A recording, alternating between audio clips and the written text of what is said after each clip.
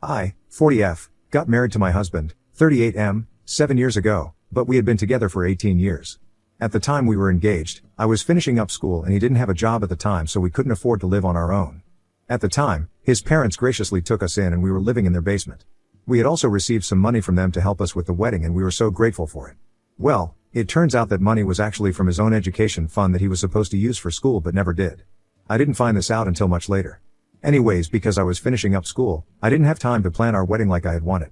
I also just didn't have the mental capacity to be taking all of the decision making on. Since he didn't have a job, he took charge and planned the entire wedding.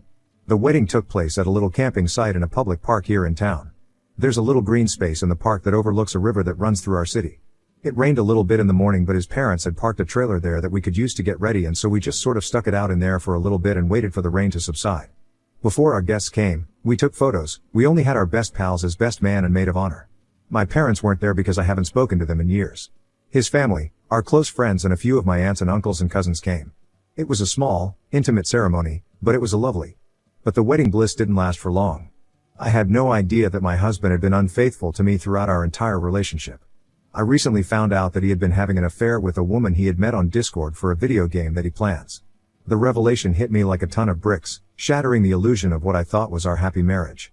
I couldn't believe that the man I had loved and trusted for so long was capable of such betrayal. When I got my job, I was the main breadwinner. For a while after the wedding, he didn't have a job. We lived with his parents for 4 years after we got married. So it was far from the lovey-dovey, passionate wedding bliss until we moved into a place of our own. Honestly, our bed got pretty dusty. We finally moved when my husband had gotten a job, but it was minimum wage and he'd be gone from 6 a.m. to 3 p.m. and he often worked weekends overtime. I worked the 9 to 5 and when I came home, he'd have dinner ready for me when I got home and the house would be clean and tidy. Honestly, I thought I had it made and I felt bad that I was so exhausted by the end of the day. Well, you're probably wondering how I found out. He had a Saturday off and because it was so unusual, I thought I'd surprise him with breakfast and fresh coffee. On those random Saturdays off, he'd still get up at his usual time and head to play video games because he said he played with his buddy Pierre, who was in a time zone 2 hours ahead of him. So a little more context on Pierre. My husband would often stay up late to play video games with Pierre, and so even though he'd have to wake up and be at work at 6 a.m., he'd often stay up until 1 a.m. I didn't have a problem with this because we'd have our time to hang out after work until about 11 p.m. and then I'd read my book for a half hour to decompress and he'd just go and play video games and then I'd go to bed. Anyways, I go and make breakfast for him this one Saturday morning. He's already been up playing video games and I walk in, he has his headphones on, and he's got Discord open and he's messaging someone named Pink Bunny. Well, I'm standing behind him, holding this hot cup of coffee, and I'm reading these messages between Pink Bunny and my husband. And they are going far beyond PG. They are saying sexually explicit things and they're saying how much they miss each other and love each other and how they wish they were closer and how she can't wait to see him again and have him hold her again. She wants him to do that thing again. Well, I plant the coffee cup down and he fumbles to close the Discord window. I just stood there and I felt numb as I processed the betrayal unfolding before my eyes. The sight of those messages burned into my mind, each word a dagger aimed at the heart of our marriage. I stood there, rooted to the spot, grappling with a surge of emotions threatening to overwhelm me. Hurt, anger, disbelief, they all churned within me, a tempest raging beneath a facade of calm. I said, "How long?" He turned around, his expression shifting from surprise to guilt as he met my gaze.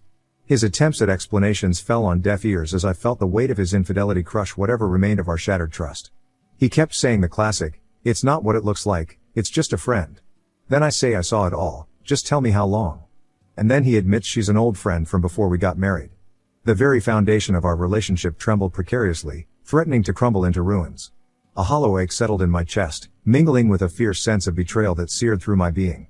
So I left the room and he follows me into the kitchen and he falls on his knees and he's bawling his eyes out and crying and saying he's sorry. I told him to get out because the apartment was technically mine. He didn't have the funds at the time to help with the mortgage. He didn't even have a job when we applied for the mortgage, so we had to ask his parents to co-sign. So after that whole fiasco he went to stay with his parents again in their basement. I couldn't stand to be near him any longer. I kept getting calls from his parents that I ignored for a few days. Then his mom came by and I couldn't ignore her anymore. I had told her what he told me and I told her that I was done with him and our whole relationship had been a lie. She tells me to try to make things work and that therapy might help. I say, "I'd how I feel about that, I've pretty much made my mind up." Then she said they've put a lot of money and invested a lot of time in our relationship, as in the relationship I've had with him. I say, "What does that mean?" She says they let us stay in their basement so that we could save up money for this apartment and that they co-signed because they thought the apartment would stay in the family.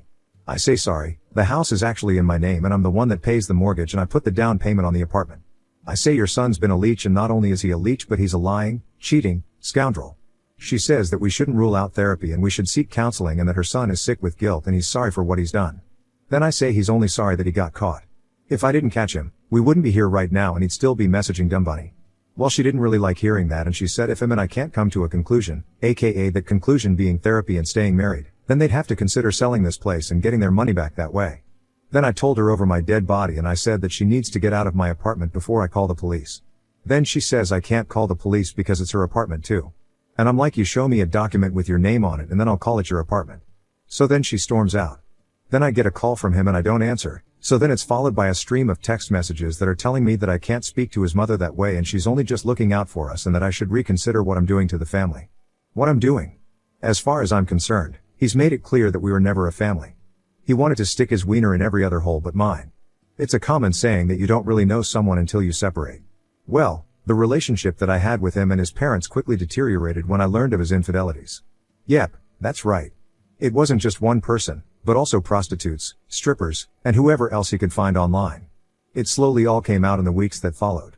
I guess his mom had asked to hear the WHLE story and then she forced him to write an email to me telling me exactly what he told her. She told him it would help for therapy. But you can guarantee I didn't agree to going. I guess he had dated Pink Bunny, whose real name was Melissa, before we started dating. He said they had met online and at the time she lived about 2 hours away, so she drove here and they hooked up in her hotel room. Then he said she moved to out of state for school but they stayed in touch and played online together. They talked almost every day, even when we were dating and into our engagement. They exchanged explicit photos and videos of each other and they sexted constantly. He didn't see her again until a week before our wedding day. Apparently she flew in just so they could have one last go at things, but of course it wasn't the last. They met 5 times after we got married. After a few more threats from his parents, I have to admit, I did get scared, so I went to the bank that we got the mortgage from and asked about refinancing the apartment so that I could get their names off of the title of the apartment. I had been working a solid job for quite some time and my job was safe and secure and I was making really good money. I felt I could handle the payments by myself, and I mean, I had been for some time because he wasn't really contributing much of anything anyways. I ended up being able to refinance by myself without letting his parents know, and I'm happy to say that yes, the house is now officially all mine. Their names aren't on anything, but they had no idea. So one day his parents come over, somehow they got into the complex, and they have papers in their hands and they're standing at the front door, banging on the door, telling me to get out of the apartment because it's theirs and they're moving their son back in. Well, I'm inside laughing because they can't touch me or this place. Then I yell that if they don't leave my property, I'll be calling the cops and getting their asses sent to jail. I said their broke-ass son won't be able to bail them out. Then they said if I didn't let them in that they'd break the door down and drag my fat ass out. At this point I didn't even have to call the cops because someone else in the complex did from all the ruckus. The cops showed up no less than 5 minutes later and came to the door and I said these people are trespassing and threatening to break into my apartment, and then I show them the paperwork that I have that shows only my name on the title of the apartment and on the mortgage itself. Then his dad gets mad and says that he understands why his son cheated on a heifer, aka me. Then they continue to fight with the cops and they say they have paperwork that says the apartment is theirs and they hold it up and the cops basically laugh in their face and tell them to leave. They say if they get another call that they show up to my place again, they're getting arrested. Best decision I ever made. Cheating is already intolerable in and of itself, let alone cheating with hookers. On top of everything else, he never got tested, jeopardizing my health for all those years and taking away 18 years of my life that he could never give back. I mean, I did get this apartment and it's completely mine now, but damn. He actually tried to hack my socials and my Google account and my bank information too. I had to change all of information and get like 2-factor identification for everything. He did manage to get one of my old emails hacked, but it was an old one from high school that I hardly used anymore and didn't have any of my updated personal information. He tried to pay for a new computer on a shared visa before everything with his parents went down and I had to dispute that and ended up winning, and then I closed that visa. I ended up having to file a restraining order against him and I told his parents that he better stick to it or else he'd find jail to be a pretty cold little home. Shortly after I left him and kicked him out, I wiped out all our joint accounts cleaned. I was sleeping with the enemy.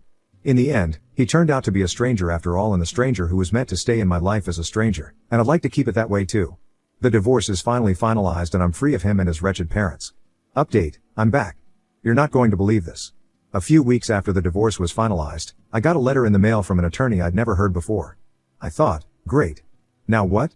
Well, I opened it up and saw that it was a letter about a trust fund that was set up years ago by my ex's grandparents. And it was intended for him or his spouse, aka me, under certain conditions. Well, turns out I guess his grandparents had foreseen the possibility of financial mismanagement by their grandson and created this as a safety net. In order for this trust fund to be released meant either the completion of a significant marriage milestone, like an anniversary, or, interestingly enough, a marital dissolution to do. You guessed it. Infidelity. Boom. I guess the refinancing and the fact that I divorced my ex because he's a cheating sob means that I am, in fact, the beneficiary of this trust fund. Imagine that? In navigating the legal process to claim this trust, I inevitably had to see my ex and my in-laws again, but they didn't understand exactly why I was there. My ex looked like absolute dog shit. He had lost weight. He looked like he hadn't slept. And his hair was thinning. Honestly, I felt pretty good about that. I had been taking good care of myself. I had been eating healthy and I was taking spin classes, and you could bounce a coin off my butt. I made sure I wore my very best so he knew exactly what he was missing. Once they found out I was getting a significant lump sum, my ex tried to weasel his way back into my life, offering apologies and insincere promises of change. But I wasn't going to fall for his games again. I stood my ground, refusing to let him back into my heart or my life. As the legal process seemed to drag on, I couldn't help but feel a sense of satisfaction in seeing my ex struggle financially. It seemed that finally, some cosmic justice was being served. He had taken me for granted and cheated on me, and now he was being punished for his actions. The money from the trust fund arrived in a lump sum, and it was more than I had ever imagined. I took a deep breath and thought about my next steps. With this newfound wealth, I could finally start a new chapter in my life. Anyways, that's my update. Hopefully I don't come back with another one. Thank you for all your advice and comments and kind words and reality checks. I'm pretty proud to say that I'm feeling pretty good these days. Now on to the next story. Story 2. Wife went for late night work meetings, but I found out she was having an affair at her workplace. My wife and I were married for about 4 years before our divorce. I thought we were madly in love with each other. She was my favorite person, my best friend, and the love of my life. I don't understand how things turned out the way that they did, but I'm trying to work through them as best as I can. When we met we fell hard and fast for each other. A mutual friend introduced us because they thought we would have a lot to talk about. We ended up leaving the party we were at that night together and we barely spent a day apart since. I'd never been able to picture a future with a woman until I met her. She completely changed how I felt about love and relationships. We got married after 2 years of being together and it was all picture perfect. My wife was always somewhat of a flirt. It bothered me when we were together, but I convinced myself that it was just her being friendly with people. I figured that as long as she was coming home to me at the end of the day, it wasn't that big of a deal. I've dated a lot of women, but one of my fatal flaws as a bachelor was how clueless I was when women were coming on to me. I had countless friends always telling me that a woman was hitting on me when I didn't even notice. So, when I invited a friend from work over for dinner one night and my wife saw how she was acting toward me, we had a conversation. My wife told me that the friend from work was obviously into me and she was nervous about our relationship. I assured her that she was the only woman for me and that I hadn't even noticed the woman was flirting with me. She listened to what I said, but she needed to see proof of it for herself. We had a long conversation that night about boundaries and having the ability to look through the other's phone when needed. I gave her my information and she looked through my text message exchanges with my coworker and she found nothing suspicious. She gave me her cell phone information and I briefly looked at her phone, but I didn't really have anything to look for. There was a point when my wife started spending a lot of time at work after hours. I didn't question it because I knew she was trying to put in the work to get a big promotion. It was extremely competitive as well, so she needed to have a leg up on some of the people she was competing for it with. She would come home exhausted and hop right in the shower before going to bed. She never wanted to tell me about work when she got home and I assumed it was because she was stressed and exhausted from everything. She kept doing that for about 3 weeks until she came home furious one evening because she didn't get the promotion. She just kept yelling about how hard she worked and how she was doing things nobody else was doing because she wanted it so badly. She made it seem like it was a boys' club at the office and the only reason she didn't get the promotion was because she was a woman. I was angry on her behalf. I knew that she was smart and very dedicated to her job, and if they weren't promoting her because she was a woman, that was not only unfair but illegal. When I saw how upset she was, I was encouraging her to quit her job and go somewhere where she would be appreciated. Several weeks went by and things started to go back to normal with her. She was annoyed that she didn't get the promotion, but she sucked it up and went back to work as she always had. I was working from home one afternoon when I got an Amber Alert notification on my phone. The alert freaked me out, so I swiped it away very quickly to make the sound disappear. However, I could hear the alert going off from somewhere under my bed. I was confused about that. Right away, I got up and started digging through some of the bags and storage containers we kept under there to find out where it was coming from. I found an old tote bag hidden inside a plastic storage container with a cheap cell phone inside. It was turned on and had about half the battery life remaining. I got rid of the Amber Alert notification and just stared at the phone, confused about why it was there. My wife and I were on the same phone plan and I knew that she had an iPhone, not some chintzy little plastic phone. For a second, I assumed it was probably just an old phone of hers. But that didn't explain why it was on and had battery life to it. I unlocked it and took a quick look through it to see what was going on with this phone. I could see that it was on silent mode, so had it not been for the Amber Alert I wouldn't have even known it was there. Aside from a few missed calls from toll call numbers, there was only one number that was frequently called and texted. I recognized the name right away. It was one of my wife's coworkers. Let's call him Chris. We would invite Chris and his wife over for dinner often. We went on double dates with them. They had their first baby on the way and everything. I took a deep breath and I looked through the messages. It was clear they were having an affair. They had been exchanging pictures with each other and talking about what they were going to do with each other the next time they could be alone. There were messages where Chris told my wife that he was thinking about her when he was sleeping with his wife. My wife would reply by sending him a picture of her topless or something like that. They made plans together to both stay late after work and be with each other. The more I scrolled through the messages, I realized that there was never a promotion that my wife was trying to get. She had come up with a very elaborate lie to cover for what she was really doing after work. I completely believed it too. I was heartbroken with what I found. My wife was the woman of my dreams and I was over the moon to be with her. Then I found out that she was cheating on me. I almost wanted to put the phone back and pretend like I hadn't found anything out. But I knew I couldn't do that. How was I supposed to look at her the same way after I knew what she had done? I was going to have to divorce her and the idea of that was heart-wrenching. I got back to my computer and immediately started looking up some information about divorce.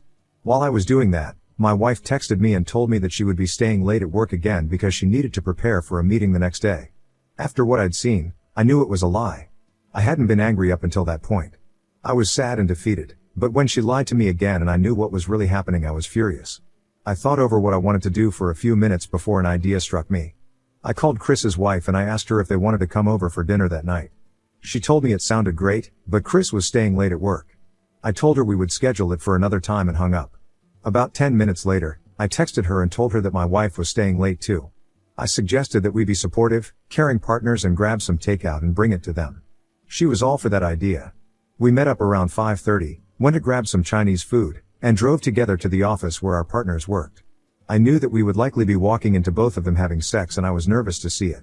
I started to feel bad that I had involved Chris's wife in all of this. She certainly didn't need to see what was about to happen. Unfortunately, it was too late to go back. We got to their office about 45 minutes after everybody would have normally left for the day. There were a couple of cars in the parking lot. One of them I recognized right away was my wife's. Both of us went inside and took the elevator up to the office where our partners worked. When the elevator door opened, we could hear the sounds of people having sex. They weren't really making much of an effort to hide what they were doing. I was surprised that his wife immediately dropped the food on the ground and stormed through the office to see what was happening. I let her lead the way and she brought us to a small conference room where both of our partners were completely naked and on the floor having sex. She slammed the door open and walked over to her husband, pulling him off my wife by his hair. Chris saw her and started immediately trying to apologize and explain what was happening. My wife immediately stood up and tried to get dressed. I didn't say anything. Instead, I just turned around and walked away. I knew exactly what I was going to be walking into, but part of me wished that I had hallucinated everything or something like that. My wife got dressed and followed me out of the office, begging me to stop and listen to her. I stopped and I gave her a moment to try and explain what was happening. She told me that they had been working late at the office one night and it just happened. They were just having sex and that was all there was. She told me that she still loved me more than anything in the world and didn't want to lose me, but she wasn't happy with monogamy. I didn't want to listen to what she was saying, so I just left. I waited by the car for Chris's wife so we could leave together. She was extremely upset when she got in and was just crying about how he was the one who wanted a baby and that was how he was going to act after she was pregnant. I felt even worse for her than I did for myself as she was talking. I finally got home after dropping her off and I packed a bag for myself to go stay at a hotel. I couldn't stand to be around my wife after that. I contacted a divorce attorney and we got the paperwork ready to be filed. As soon as it was ready I gave it to her. She tried as hard as she could to convince me to stay with her and pursue an ethically non-monogamous lifestyle with her. She told me that would mean I could sleep with other women, like that was an incentive for me to forgive everything she had done. I didn't want that. I didn't want to be with other women. I wanted to be with my wife who I thought I loved.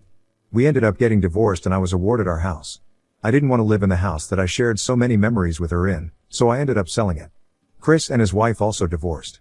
Their divorce was a lot messier than ours because there was a child in the picture and they had to go through custody.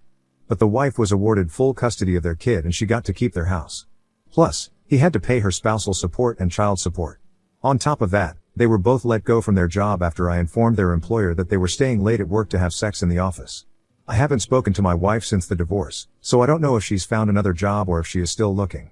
All I know is that she's not going to be able to use her previous job as a reference because of how she was terminated.